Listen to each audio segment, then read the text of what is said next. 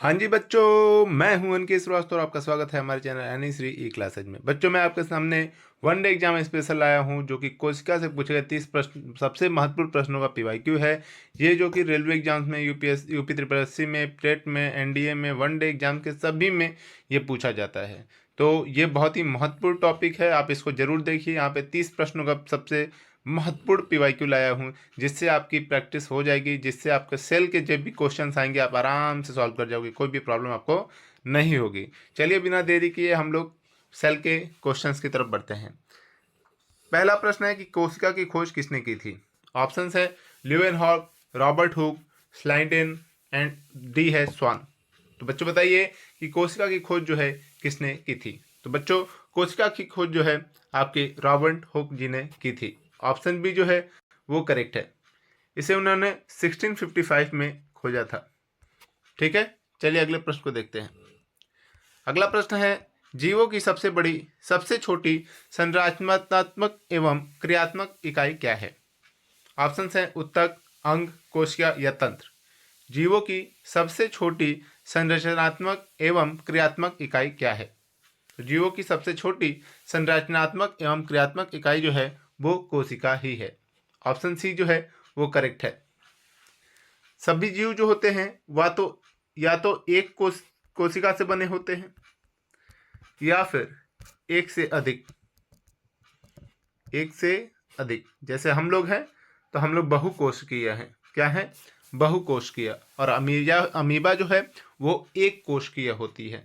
Amoeba सिर्फ और सिर्फ एक कोशिका से बनी होती है और वही एक कोशिका सारा कार्य करता है। और हमारे शरीर के अंदर कोशिकाओं की संख्या ज़्यादा है, इसलिए हम लोग बहुकोशिकीय कहलाएंगे। ठीक है, चलिए अगले प्रश्न को देखते हैं। अगला प्रश्न है कि कोशिका सिद्धांत किसने दिया था। ऑप्शन हैं डार्विन, स्लाइडेन एवं स्वान, हुक या फिर ल्यूवेनहॉक। तो बच्चों बताइए कि कोशिका सिद्धांत किसने दिया था। बच्चों, कोशिका सिद्धांत जो है स्लाइडेन व स्वान ने दिया था। ये दो लोग थे, इन दोनों लोगों ने कोशिका सिद्धांत को दिया था। ऑप्शन बी जो है करेक्ट है। अगला प्रश्न है कि पौध कोशिका की बाहरी कठोर परत क्या कहलाती है। ऑप्शन है कोशिका झिल्ली, कोशिका भित्ति, साइटोप्लाज्म या नाभिक। तो बच्चों बताइए कि पौध कोशिका यानी कि पौधे की जो कोशिका होती है उसके बाहरी जो कठोर परत होता है उसे हम क्या कहते हैं। तो बच्चों, जो पौधे की कोशिका की जो बाहरी परत होती है उसे हम कोशिका भित्ति बोलते हैं। ऑप्शन बी जो है करेक्ट है। और ये किससे बनता है? सेल्यूलोज से। किससे बनता है? सेल्यूलोज से बनता है। ठीक है, और लेकिन ये सिर्फ और सिर्फ पौधे में पाई जाती है। हमारे सेल में, हम इंसान हैं, हमारे सेल के अंदर जो कोशिका होती है उसके अंदर कोशिका भित्ति नहीं पाई जाती है। अब ये सेलुलोज जो होता है इसी से आपका पेपर भी बनता है, कागज भी बनता है। ठीक है, इसी सेल्यूलोज के कारण। तो यानी कि जो आपके बम्बू होते हैं उसके अंदर सेल्यूलोज की मात्रा ज़्यादा होती है, इसीलिए उस बम्बू की सहायता से कागज का निर्माण किया जाता है। चलिए अगले प्रश्न की तरफ बढ़ते हैं। अगला प्रश्न आपके पास दिया गया कि जंतु कोशिका में क्या अनुपस्थित होता है, मतलब क्या नहीं होता है। ऑप्शन है नाभिक, माइटोकॉन्ड्रिया, कोशिका भित्ति या फिर राइबोसोम। सेम प्रश्न आ गया।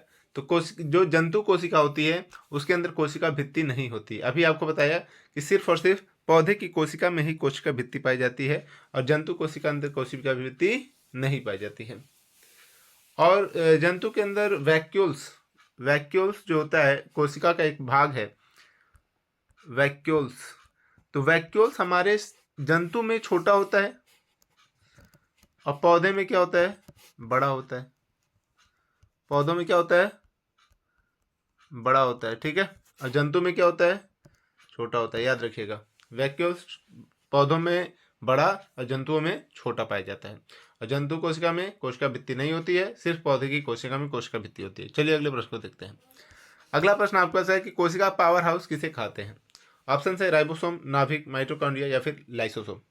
तो बच्चों बताइए कि कोशिका का जो पावर हाउस है उसे किसे कहा जाता है, जहाँ से कोशिका को एनर्जी मिलती है, जिससे कोशिका काम कर सकता है। तो कोशिका का पावर हाउस जो है हम लोग माइटोकॉन्ड्रिया को कहते हैं। ऑप्शन सी जो है वो करेक्ट है। और यहीं से हमारा जो है एटीपी का निर्माण होता है, यहीं से एटीपी का निर्माण होता है। ठीक है, एटीपी का निर्माण होता है। अच्छा, आपसे मैं ये पूछना चाहूँगा कि कितना एटीपी बनता है तो आपके एक एनर्जी का, यानी कि एक ग्लूकोज का निर्माण होता है, एक ऊर्जा का निर्माण होता है, आपको बताना है। ठीक है, तो यहीं से हमारा एटीपी का निर्माण होता है, यानी कि ऊर्जा का निर्माण होता है। इसीलिए माइटोकॉन्ड्रिया को हम पावर हाउस का नाम देते हैं। तो आप लोग होमवर्क याद रखिएगा कि कितने एटीपी से आपका ग्लूकोज का निर्माण होता है, जिससे हमारा शरीर काम करता है। ठीक है, चलिए अगले प्रश्न की तरफ बढ़ते हैं। अगला प्रश्न है कि आत्मघाती थैली किसे कहते हैं? ऑप्शन है नाभिक, लाइसोसोम, वैक्यूल, गोल्गी बॉडी। तो बच्चों बताइए कि आत्मघाती थैली किसे कहते हैं? आत्मघाती यानी कि वो खुद से ही सभी सेल के जितने भी हिस्से हैं सबको मार डालती है, तो वो है आपकी लाइसोसोम। ऑप्शन बी जो है वो करेक्ट है। इसमें एक एंजाइम होता है जिसको हम पाचक एंजाइम कहते हैं। इसी एंजाइम के तहत जब वो निकलता है वो एंजाइम, तो वो उस पूरे सेल को खत्म कर देता है, समाप्त कर देता है। ठीक है, चलिए अगले प्रश्न को देखते हैं। अगला प्रश्न है कि प्रोटीन संश्लेषण का स्थान है। प्रोटीन संश्लेषण का क्या स्थान है? ऑप्शन है माइटोकॉन्ड्रिया, लाइसोसोम, राइबोसोम या फिर गोल्जी यंत्र। मतलब प्रोटीन बनता कहाँ है? तो बच्चों बताइए कि प्रोटीन संश्लेषण का स्थान क्या है? तो बच्चों प्रोटीन संश्लेषण का जो स्थान है वो राइबोसोम है, यानी कि राइबोसोम के अंदर ही प्रोटीन का निर्माण होता है। ऑप्शन सी जो है वो करेक्ट है। और राइबोसोम के अंदर कोई झिल्ली नहीं होती है। ठीक है, चलिए अगले प्रश्न की तरफ बढ़ते हैं। अगला प्रश्न आपके पास दिया गया है कि कोशिका का नियंत्रण केंद्र कौन सा है? ऑप्शन है साइटोप्लाज्म, नाभिक, माइटोकॉन्ड्रिया या फिर वैक्यूल। तो बच्चों बताइए कि कोशिका का नियंत्रण केंद्र यानी कि बीचों बीच कौन होता है जो सबको कंट्रोल करता है? तो कोशिका का नियंत्रण केंद्र जो है वो नाभिक होता है। ऑप्शन बी जो है करेक्ट है। और नाभिक के अंदर ही डीएनए बनता है। ठीक है, नाभिक के अंदर ही आपका डीएनए उपस्थित होता है, हम सभी का, चाहे जानवर हो, चाहे इंसान हो, चाहे आपके पेड़ पौधे हों, सबके कोशिका के नाभिक में ही डीएनए पाया जाता है। चलिए अगले प्रश्न को देखते हैं। अगला प्रश्न है कि प्रकाश संश्लेषण कहाँ होता है? ऑप्शन है माइटोकॉन्ड्रिया, क्लोरोप्लास्ट, राइबोसोम या फिर नाभिक। तो बच्चों बताइए कि प्रकाश संश्लेषण कहाँ होता है, किस स्थान में प्रकाश संश्लेषण होता है? तो प्रकाश संश्लेषण जो है वो आपका क्लोरोप्लास्ट के अंदर होता है। ऑप्शन बी जो है करेक्ट है। और ये जो क्लोरोप्लास्ट है सिर्फ पौधों में पाया जाता है। अब भाई प्रकाश संश्लेषण सिर्फ पौधे करते हैं तो पौधों में ही पाया जाएगा, इंसान तो करते नहीं है, तो इंसान में ये नहीं पाया जाता है। चलिए अगले प्रश्न को देखते हैं। अगला प्रश्न आपका ऐसा है कि कोशिका द्रव्य को क्या कहते हैं? ऑप्शन है नाभिक, साइटोप्लाज्म, वैक्यूल या फिर कोशिका भित्ति। बताइए कोशिका द्रव्य को क्या कहा जाता है? तो बच्चों कोशिका द्रव्य को जो है साइटोप्लाज्म कहा जाता है। ऑप्शन बी जो है वो करेक्ट है। जितनी भी कोशिकीय क्रियाएं हैं सब साइटोप्लाज्म से ही होती हैं। यहाँ लिख दीजिए, सभी कोशिकीय क्रियाएं यहाँ से होती हैं। क्षमा करिएगा इस राइटिंग के लिए, क्योंकि इतना बेहतर नहीं है, कॉपी नहीं है ये कि यहाँ पे बहुत अच्छा राइटिंग हुआ, बट हम ट्राई कर रहे हैं अच्छा करने की। ठीक है, चलिए अगले प्रश्न की तरफ बढ़ते हैं। अगला प्रश्न है कि सबसे बड़ी कोशिका कौन सी है? ऑप्शन है तंत्रिका कोशिका, मानव अंडाणु, अमीबा या फिर आरबीसी। तो बच्चों बताइए कि सबसे बड़ी कोशिका कौन सी है? तो बच्चों सबसे बड़ी कोशिका जो है मानव अंडाणु होता है। ऑप्शन बी जो है करेक्ट है। अच्छा, सबसे बड़ी तो हो गई, तो सबसे लंबी बताइए। सबसे लंबी कोशिका, तो सबसे लंबी कोशिका जो होती है वो आपकी तंत्रिका कोशिका होती है। तंत्रिका कोशिका होती है। ठीक है, यहाँ पे दो प्रश्न आपके रेडी हो गए। पहला रेडी हुआ कि सबसे बड़ी कोशिका मानव अंडाणु और सबसे लंबी कोशिका तंत्रिका कोशिका होती है। चलिए अगले प्रश्न की तरफ बढ़ते हैं।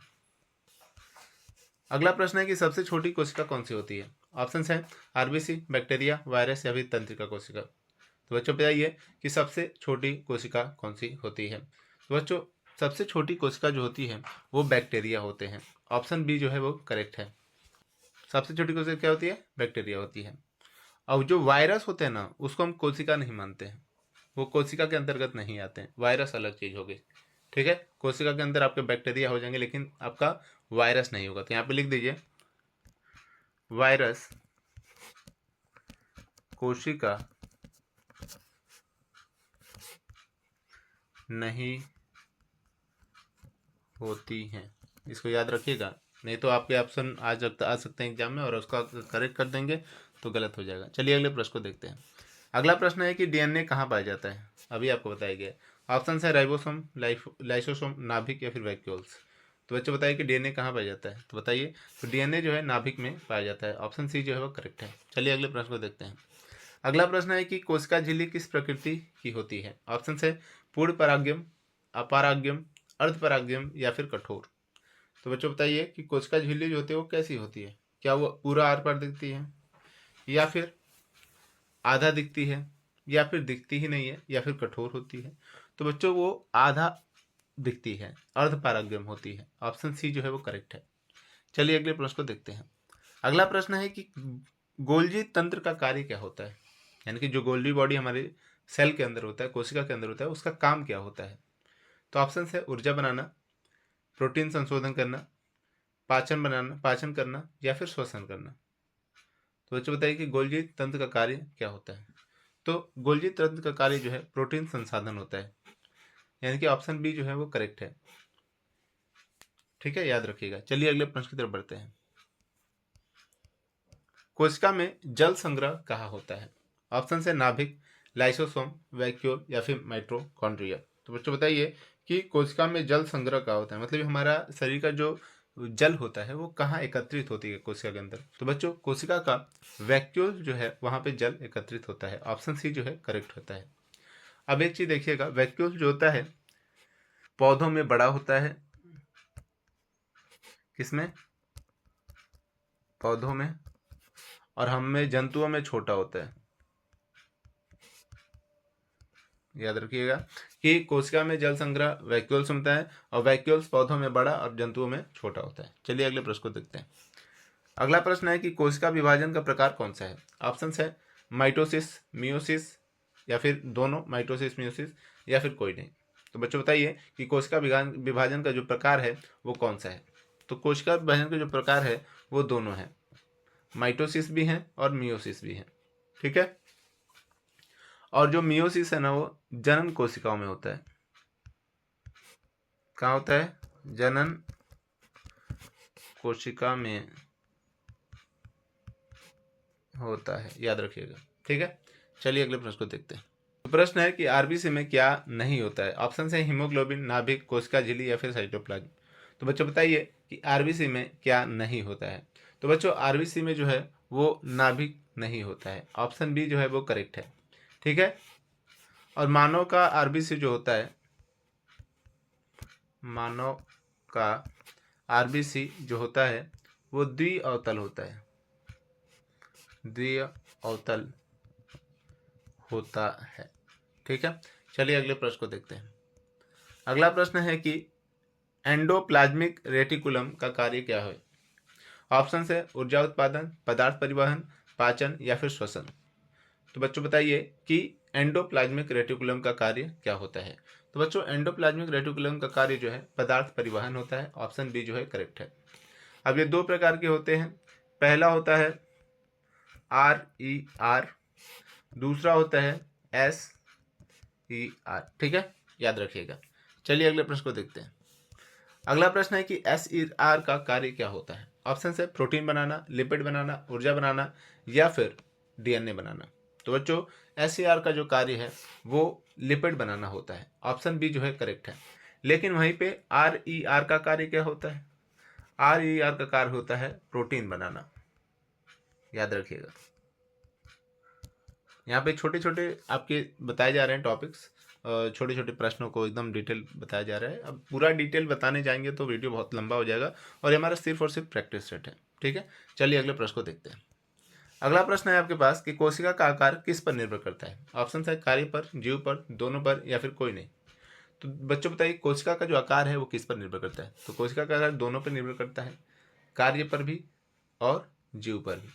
ठीक है, चलिए अगले प्रश्न को देखते हैं। अगला प्रश्न आपके पास है कि कोशिका भित्ति केवल किसमें पाई जाती है। ऑप्शन है जंतु कोशिका में, पौधे की कोशिका में या फिर दोनों में या फिर वायरस में। तो कोशिका भित्ति बताइए किसमें पाई जाती है। तो बच्चों कोशिका भित्ति अभी देखा गया हमने कि पौधे की कोशिका में ही पाई जाती है और कहीं नहीं पाई जाती है। ऑप्शन बी जो है वो करेक्ट है। ठीक है, चलिए अगले प्रश्न की तरफ बढ़ते हैं। अब वायरस तो कोई कोशिका ही नहीं है। ठीक है, चलिए अगले प्रश्न को देखते हैं। अगला प्रश्न है कि न्यूक्लियोलस का कार्य क्या है।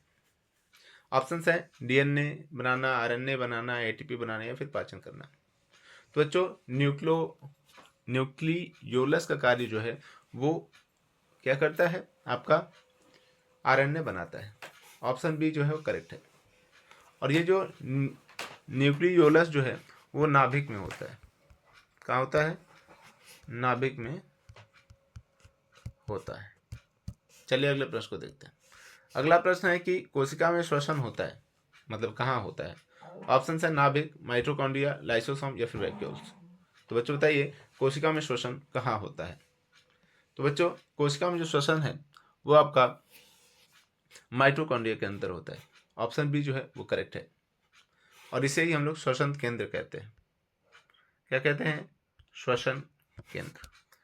कोशिका में श्वसन होता है आपके श्वसन माइटोकॉन्ड्रिया में, माइटोकॉन्ड्रिया को हम श्वसन केंद्र कहते हैं। चलिए अगले प्रश्न को देखते हैं। अगला प्रश्न है आपके पास कि प्लास्टिक कितने प्रकार के होते हैं? 1, 2, 3 या 4। तो बच्चों बताइए कि प्लास्टिक कितने प्रकार के होते हैं? तो जो प्लास्टिक जो है वो 3 प्रकार के होते हैं। कौन कौन से? तो पहला है क्लोरोप्लास्ट, दूसरा है क्रोमोप्लास्ट और तीसरा है ल्यूकोप्लास्ट। याद रखिएगा 3 प्रकार के होते हैं। चलिए अगले प्रश्न को देखते हैं। अगला प्रश्न है आपके पास कि कोशिका झिल्ली किससे बनी होती है? ऑप्शन है प्रोटीन, लिपिड, दोनों या फिर सेल्यूलोज। तो बच्चों बताइए कोशिका झिल्ली किससे बनी होती है? तो कोशिका झिल्ली जो है दोनों से बनी होती है, प्रोटीन से भी और लिपिड से भी। ठीक है, ठीक है। अगले प्रश्न की तरफ बढ़ते हैं। अमीबा किस प्रकार का जीव है? बहुकोशिकीय, एक कोशिकीय, उपनिवेशी या फिर वायरस? इसको सबसे शुरू में ही मैंने आपको बताया है कि अमीबा जो है, अमीबा के पास सिर्फ और सिर्फ एक कोशिका होता है, इसलिए ये एक कोशिकीय जीव कहलाता है। ऑप्शन बी जो है वो करेक्ट है। इसके अंदर सिर्फ और सिर्फ एक कोशिका होता है और यही एक कोशिका सारा कार्य करता है, डाइजेशन भी करता है, सब कुछ, भोजन वगैरह सब कुछ जितना है सब कुछ एक ही कोशिका करता है। लेकिन हमारे अंदर बहुत सारी कोशिकाएं हैं तो अलग अलग कार्य होती है। ठीक है, चलिए अगले प्रश्न को देखते हैं। अगला प्रश्न है कि कोशिका में अपशिष्ट पदार्थ का निष्कासन किससे होता है? ऑप्शन हैं लाइसोसोम, वैक्यूल, कोशिका झिल्ली या फिर नाभिक। तो बच्चों बताइए कोशिका में जो अपशिष्ट पदार्थ होते हैं उसका निष्कासन, उसका हटा देना, वो किसके कारण होता है, किसके तहत होता है? तो कोशिका झिल्ली के तहत होता है। ऑप्शन सी जो है वो करेक्ट है। और किसके द्वारा होता है? प्रसार के द्वारा, जब ये फैलते हैं तो उनके द्वारा होता है।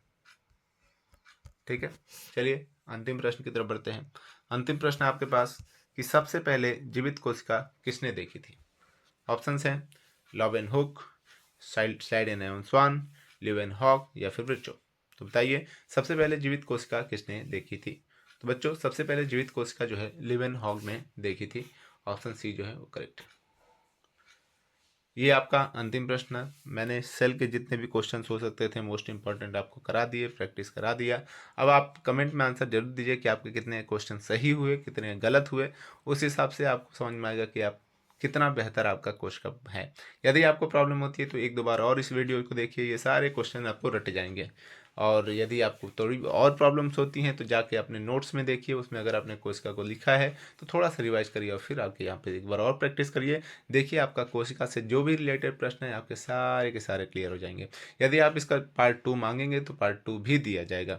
वैसे तो टॉपिक वाइज प्रश्न आपके चैनल पे आते रहेंगे, आप उसको देखते रहिएगा और सीखते रहिएगा। मिलते हैं, धन्यवाद, फिर से आपके अगले टॉपिक में।